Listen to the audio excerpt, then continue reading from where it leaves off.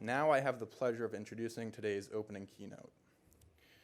When we were deciding who should keynote this event, we wanted to feature someone who has the respect of those at the highest level of the profession. In the clubby world of law firms, people listen to Brad Karp. His firm, Paul Weiss, is one of the most profitable in the world and has flourished while others have struggled or failed. It has handled big-ticket cases, like the recent NFL Deflategate investigation and the Caesars Entertainment bankruptcy.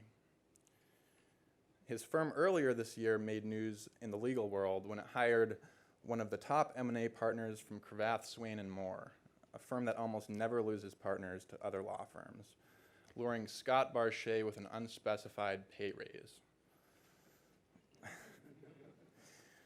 Here to speak about that with Brad, as well as a number of other broader issues in the legal and business community, is Matt Winkler, the editor-in-chief emeritus of Bloomberg News. Matt co-founded Bloomberg News with Mike Bloomberg in 1990 and oversaw its growth into a global news service with more than 2,300 journalists. First, Brad will speak about his law firm and some of the biggest issues facing his business as he sees it. And afterward, Matt will interview him in what should be a great discussion. Please join me in welcoming to the stage Brad Karp.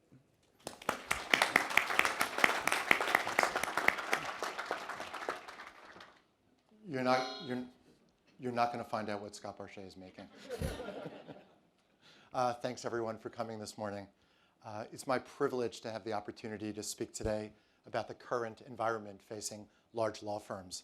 Having spent my entire professional life at Paul Weiss, beginning as a summer associate in 1983, actually sharing an office with Elliot Spitzer, I thought it would be most authentic for me to share my thoughts on this topic through the prism of Paul Weiss, which I've chaired since 2008.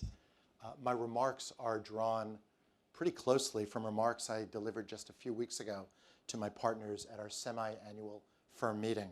What follows are my views of the challenges facing large law firms and my strategic thoughts as to how most effectively to navigate those challenges.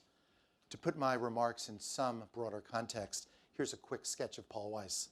We are an all-equity, single-tier partnership comprised of 140 partners and 800 counsel, associates, and staff attorneys, with our firm headquarters in New York and offices in Washington, Wilmington, Toronto, London, Tokyo, Hong Kong, and Beijing.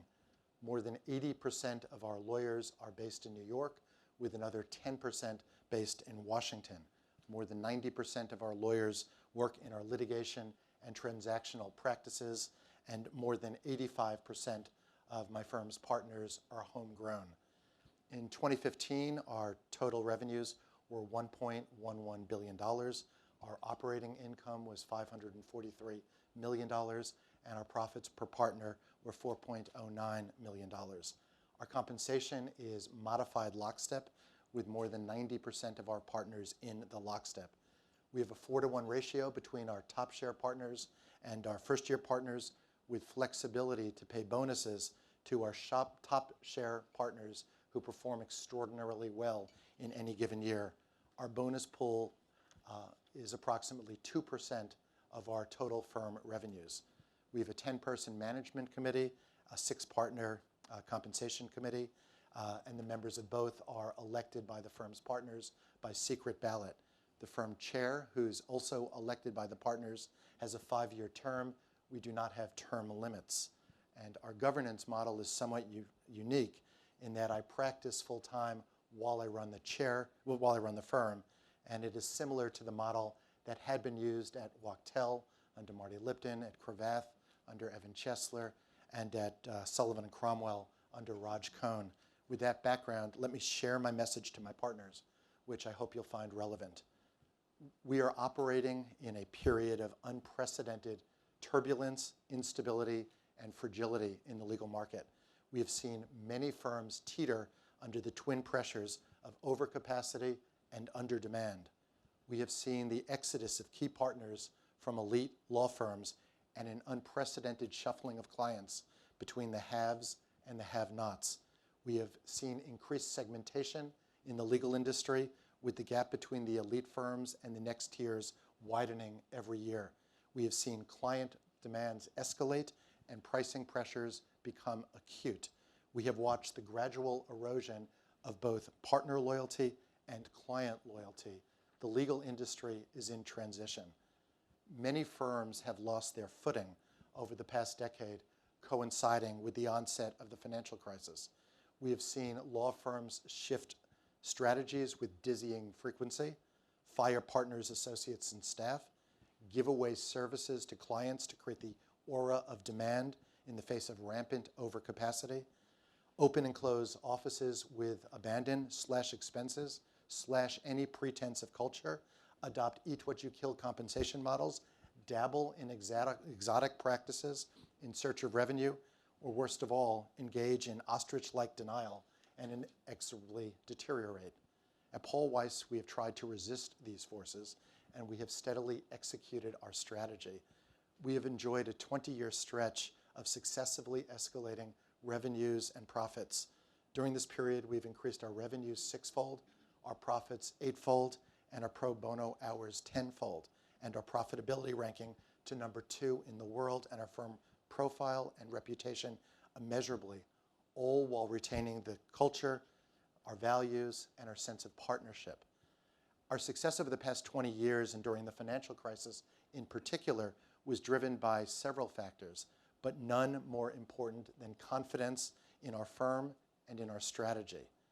Over the past decade, while many firms retrenched, we made substantial investments in our 5 market-leading practice areas: public M&A, private equity, litigation, regulatory white-collar defense, and restructuring.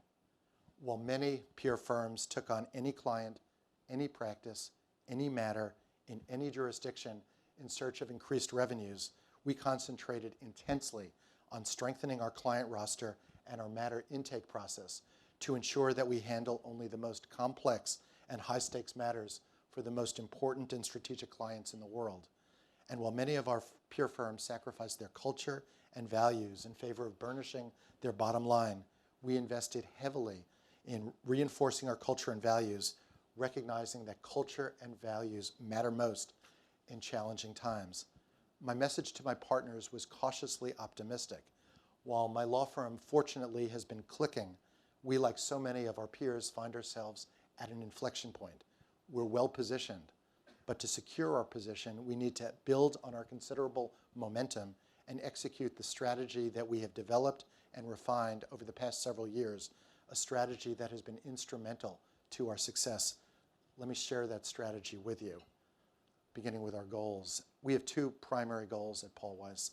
The first is to enhance our firm's profile and reputation for delivering extraordinary client service, outstanding results, and a compelling value proposition so that we are ingrained as the first choice for CEOs and GCs of leading companies around the world seeking to hire counsel to handle their most significant matters in those areas where we have market-leading practices.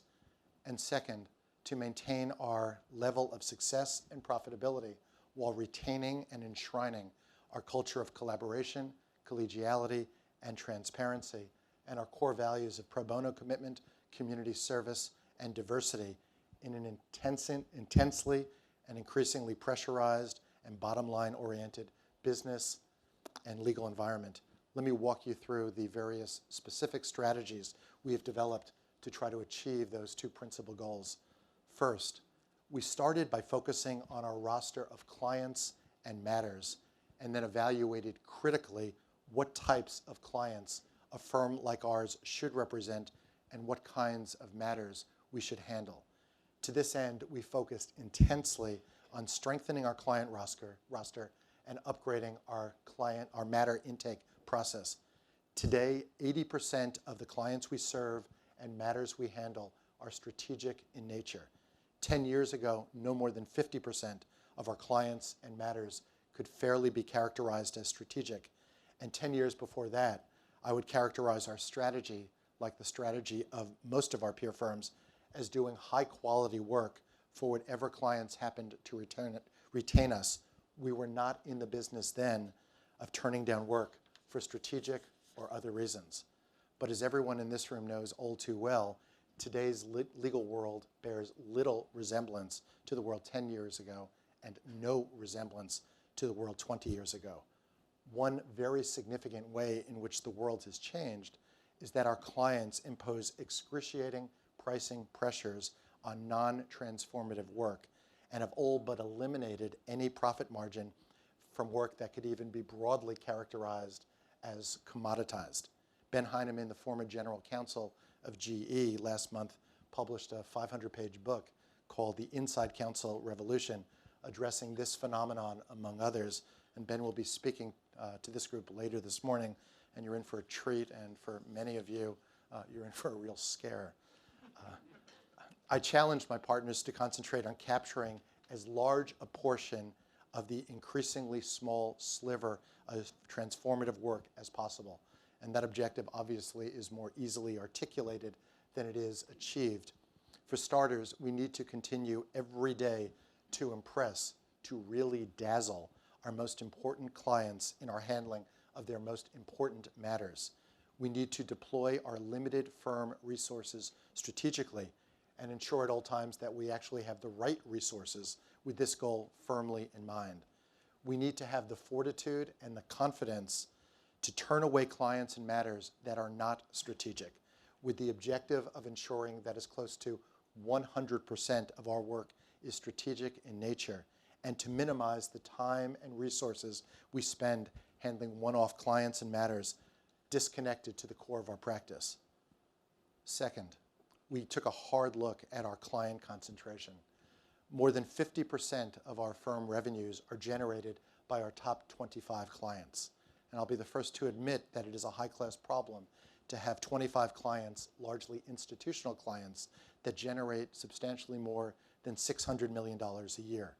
That said, I believe we should strive continuously to diversify our client roster and pay very close attention to sector concentration. Achieving client and sector diversification organically is extraordinarily challenging for obvious reasons.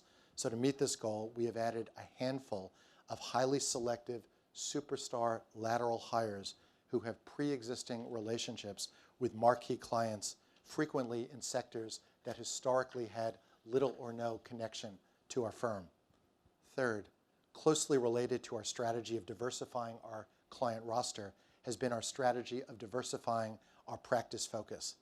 Over the past 15 years, Paul Weiss has become the go-to firm for Wall Street firms in their bet-the-company litigations and franchise-threatening regulatory and enforcement matters. The work has been high-profile and has generated literally thousands of follow-on matters for clients across the financial services industry. The benefits of this work for my firm have been substantial, and they have reverberated throughout the firm. But with the explosive growth of this dominant practice comes the risk of practice concentration, an issue that is front and center on our radar screen. Fourth, while seeking to diversify our business, we also have invested very significantly in our market-leading practice areas. Perhaps no aspect of our firm's strategy has been more significant to our success than our laser-like focus on investing in our core practice strengths and steering clear of investments in non-core practice areas and non-core jurisdictions. We have broadened our subject matter expertise in areas within our core practice that we believe are critical to maintaining our competitive advantage in view of recent market trends. In addition to developing our own stars internally, we have brought in younger stars from government with platinum reputations to help address succession challenges, particularly in the litigation and white-collar regulatory spheres. We also have brought in stars from peer firms to add market leaders to our talent pool or to add necessary depth. We'd consider our recent addition of Scott Barchet as an example of executing that strategy. Each move, each investment has been made with the express goal of enhancing our market-leading core practices.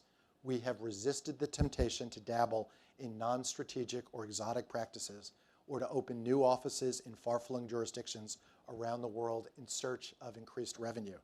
We understand who we are, and perhaps more important, we understand who we are not. We understand what we do well, and we understand what we do not do well. We are not adherents of the all things for all clients in all jurisdictions school of thought. Strategically investing in and enhancing our market-leading practice areas to maintain our competitive strength has been the key to our success. Fifth, we have concentrated on institutionalizing and broadening our client relationships. There is nothing strategic about one-off clients and one-off matters. As a law firm leader, there is nothing more frustrating than hearing a client described within the firm as a corporate client or as a litigation client, or working with a marquee client and being unable to expand the relationship throughout the firm. Law firms need to tackle this challenge head on.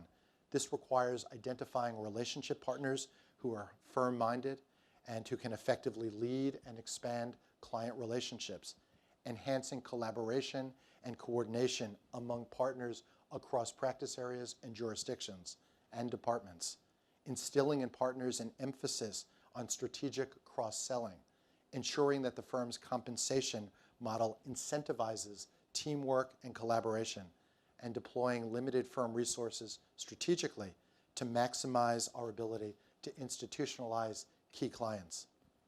Sixth, we focus continually on talent. Talent has been an indispensable ingredient in our firm's success.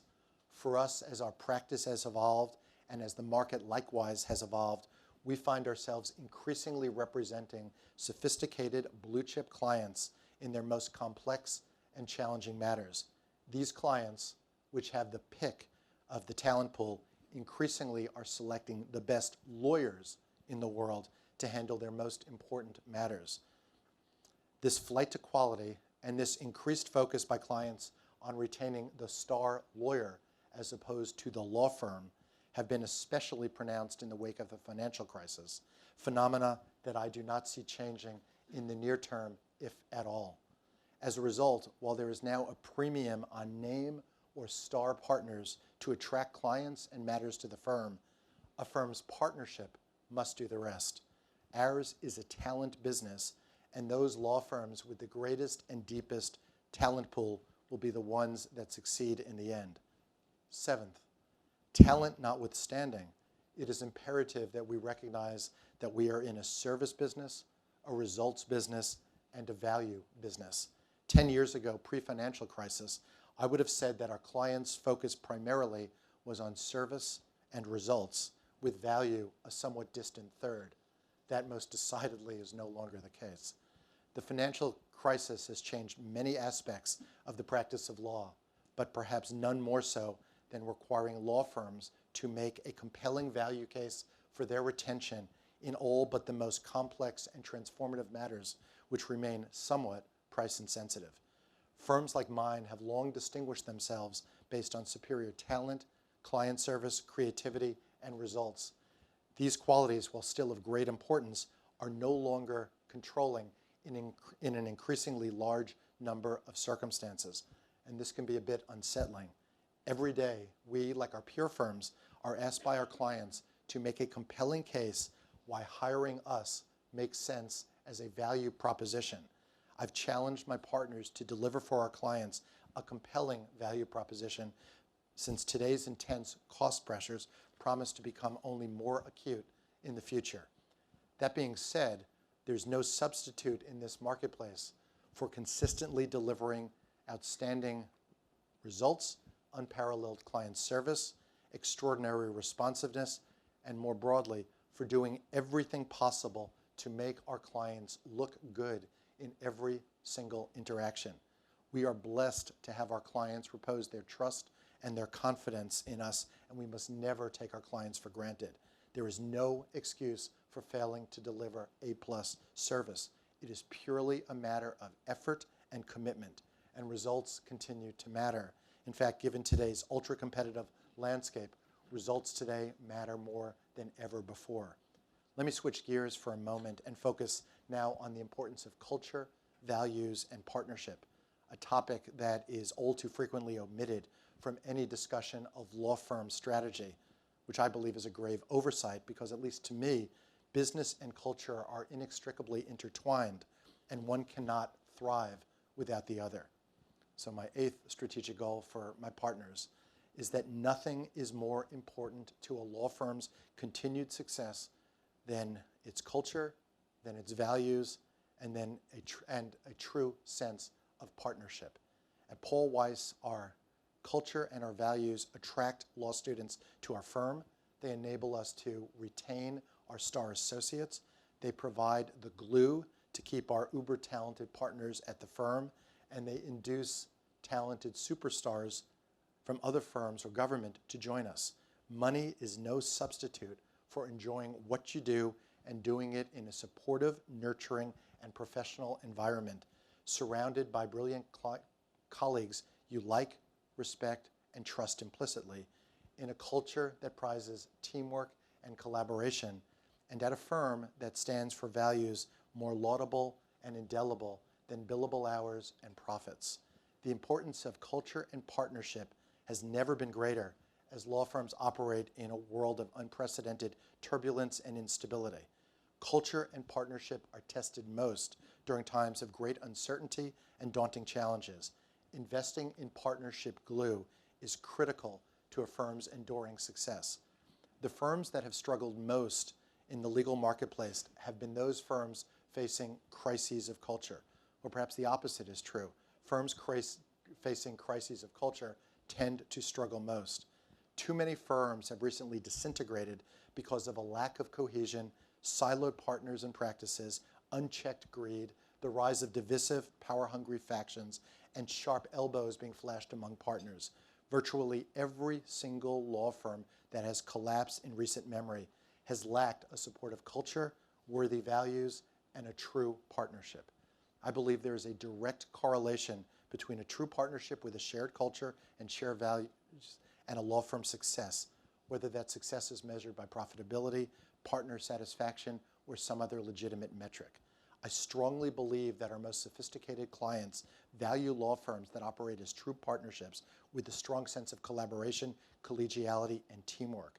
Clients want their outside counsel to collaborate closely and to provide the very best possible representation and counsel. They detest even the slightest aroma of individual self-promotion, self-interest, or internal bickering.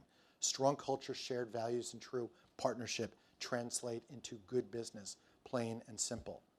9, ensure that the firm's compensation system incentivizes performance, teamwork, and contribution. At Paul Weiss, our modified lockstep compensation system has remained largely unchanged since at least 1950. It is intended to operate as a forgiving system that goes to great lengths to avoid undue variability and to promote stability and predictability, while nevertheless allowing flexibility to reward extraordinary performance and to attract stars from peer firms and the government. Our modified lockstep system is not only a reflection of our law firm culture and firm values, but it is also a critical component in preserving them.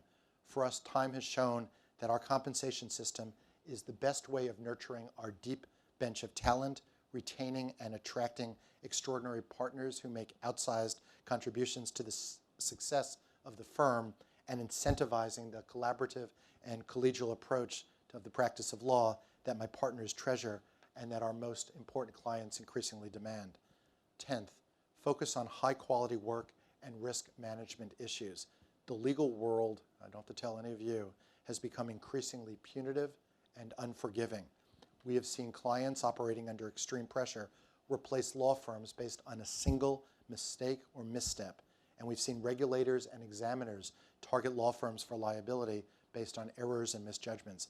These phenomena, coupled with the fragility of a law firm partnership and the unique interdependence and interconnectedness of partners, require partners to pay extraordinary attention to the quality of their work, the thoughtfulness of their judgments, and they require law firm leadership to ensure that a firm's risk management systems is state-of-the-art and obeyed scrupulously by every single firm partner. 11th, increase our focus on pro bono matters. My firm has a rich tradition of handling pro bono, the most important matters of the day, from partnering with Thurgood Marshall and Brown versus Board of Education to Windsor versus the United States, establishing a constitutional right to same-sex marriage, and many important cases and causes in between. But we can do much more as a law firm and as a profession. Even a modest commitment to handle more pro bono work will have far-reaching positive consequences for our legal profession and for our community more broadly. Plus, doing so is consistent with the private bar's most laudable traditions. 12, increase our community engagement. I've urged my partners to increase their community engagement. Participation on charitable, educational, medical, cultural, and community-based boards is consistent with our professional obligation to give back to the community. It's also very good business, as these boards are filled with senior executives from existing or potential clients, and the networking opportunities are endless. Last and 13th, strive to improve the legal system and the profession.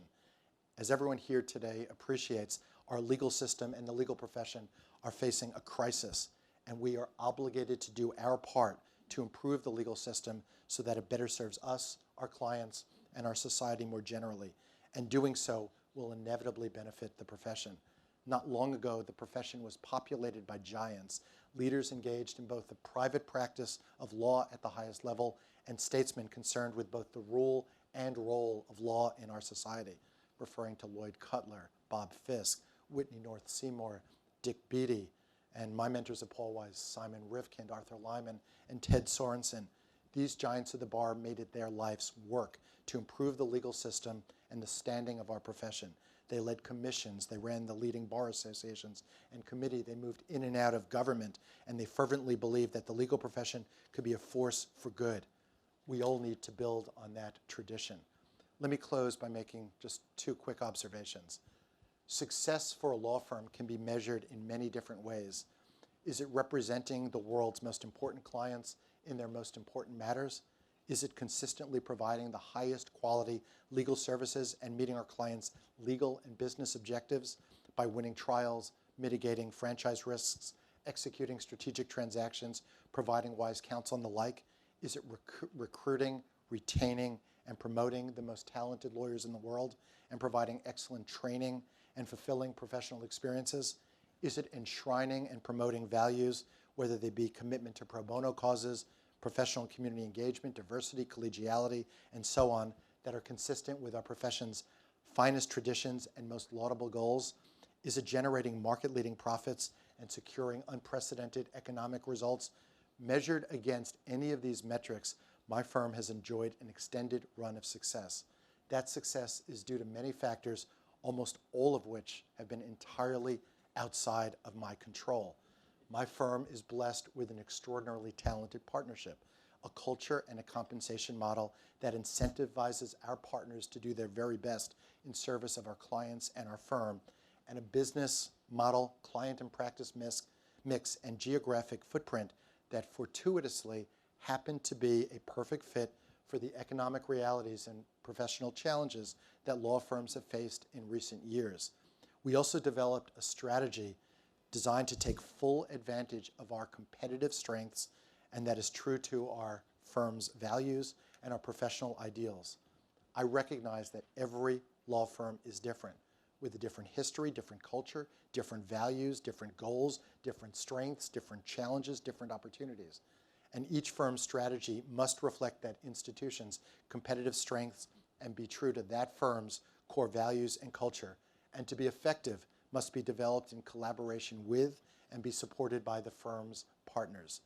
I strongly believe that a law firm cannot succeed in today's turbulent and unforgiving world without a strategy that charts a clear path for the firm and its partners. As a client told me last night, and I had never heard this before, strategy without execution is a daydream. Execution without strategy is a nightmare.